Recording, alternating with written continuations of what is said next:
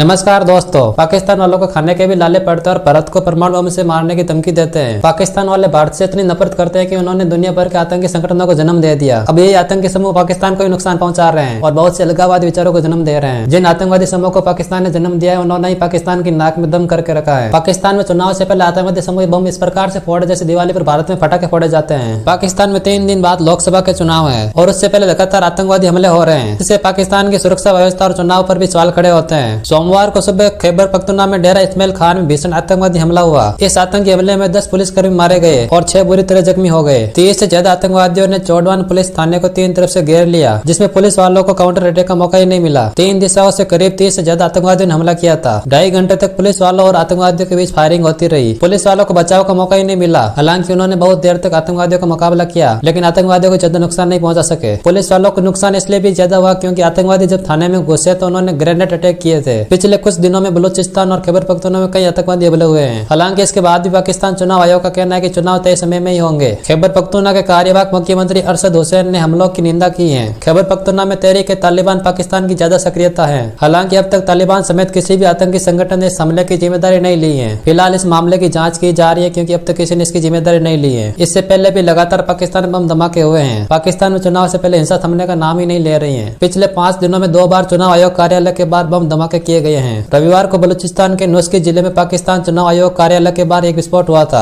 एक बम पाकिस्तान कार्यालय की दीवार के पास एक शॉपिंग बैग में रखा गया था, जो कराची के रेड जोन इलाके में स्थित है। वहीं इससे पहले इस्लामाबाद के चुनाव आयोग कार्यालय के बाहर पार्किंग में एक बैग में टाइमर बम रखा गया था, लेकिन सफाई के दौरान एक कर्मचारी ने उसे कूड़े के ढेर में फेंक दिया था, जिसके कारण किसी तरह का नुकसान नहीं हुआ। हालांकि माना जा रहा है कि यदि ब्लास्ट पार्किंग में होता तो इससे जान माल की भारी क्षति हो सकती थी। चुनाव से पहले हिंसा में बढ़ोतरी हुई है और एक अन्य घटना में न्यू कराची इलाके में चुनाव प्रचार के दौरान 2 समूह आपस में भिड़ गए, जिसमें एक कार्यकर्ता की मौत भी हो गई। पाकिस्तान चुनाव आयोग ने हाल ही में घोषणा की कि खैबर पख्तूनख्वा के अलावा कराची, क्वेटा और सिंध और बलूचिस्तान प्रांतों के अन्य हिस्सों में चुनाव संबंधी हिंसक घटनाओं का जायजा लेने के लिए एक आपातकालीन बैठक आयोजित की, जिसके बाद कई इलाकों में सुरक्षा बढ़ा दी गई है। अज्ञात हमलावरों ने पार्टी के चुनाव कार्यालय को भी निशाना बनाया था और इमारत के करीब एक ग्रेनेड विस्फोट किया। वहीं दूसरे बलूचिस्तान में विभिन्न कस्बों में हथगोले के हमलों में पीपीपी कार्यकर्ताओं सहित 6 व्यक्ति घायल हो गए। दोस्तों, आपको क्या लगता है पाकिस्तान में चुनाव आयोग निष्पक्ष चुनाव करा पाएगा? हमें कमेंट करके जरूर बताइए। जानकारी अच्छी लगी हो तो वीडियो को लाइक और चैनल को सब्सक्राइब कर दीजिए।